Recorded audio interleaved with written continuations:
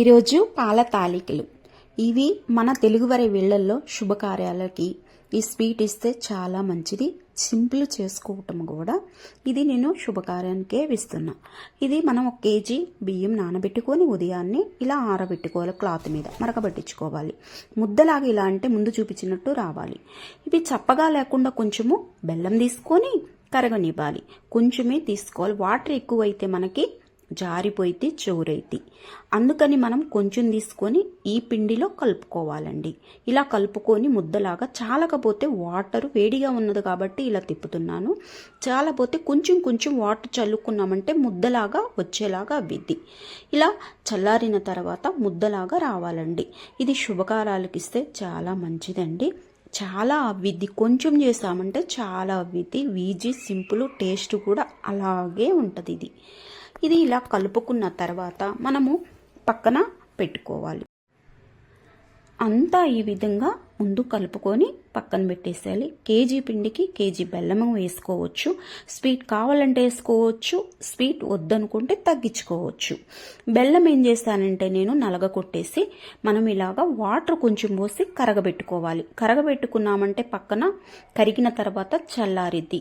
మనం పోసేటప్పుడుకు వేడిగా లేకుండా చల్లారిద్ది. కేజీకి కేజీ పాలు తీసుకోవాలండి. చిక్కట పాలు తీసుకున్నామంటే రుచి భలే ఉంటుంది, చాలా బాగుంటుంది.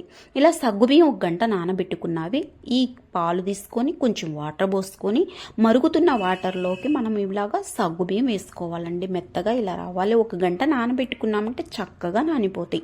సగం బడ ఇలా ఉడుకుతూ ఉంటాయి. మనం ఇప్పుడు ఈ పాల తొలకల్ని ఇలా చేసుకోవచ్చు. వీటిని ఎలాగైనా పిండి కలిపే విధానంలో కలిపామంటే మూకిడిలో చేసుకోవచ్చు, ఎలా అయినా చేతితో అయినా చేయొచ్చండి. చాలా ఈజీ, సింపుల్.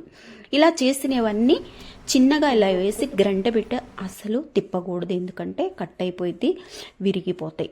కొంచెం కాస్త పిండి అట్టి పెట్టుకున్నది వాటర్ పోసి ఇలా రావాలి.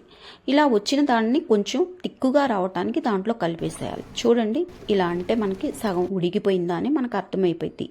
ఇలా ఉడికింది కొంచెం కాస్త పక్కన పెట్టేసి కొంచెం నెయ్యి వేసుకొని దాంట్లోకి కొంచెం జీడిపప్పు, కిస్మిస్సులు, వెండి కొబ్బరి ముక్కలు వేసి బ్రౌన్ కలర్ వచ్చేలాగా వేయించుకోవాలండి. వేయించుకున్న దాన్ని ఇప్పుడు మనము చల్లార్చుకున్న బెల్లం తీసుకొచ్చి వడగట్టుకోవాలి. ఒకటన్నా చల్లగా ఉండాలి. 2 వేడిగా ఉన్నాయి అనుకోండి పాలు విరిగిపోతాయి. నాకు బెల్లం చల్లగానే ఉంది, ఇది వేడిగా ఉంది. ఈ చల్లార్చింది వడగట్టేసి ప్లస్ దీంట్లోకి ఏంటంటే మనం వేయించుకున్న జీడిపప్పు పలుకులు వేసి కలిపేయటమే. ఎంత దబరా అయిందండి, చాలా వింది. ఇది నేను శుభకారానికి, ప్రెగ్నెంట్ ఉన్న అమ్మాయికి వేస్తానికి. ఇది ఇలాగా గబగబ చేసేంత వీడియో నచ్చితే లైక్ చేయండి, షేర్ చేయండి.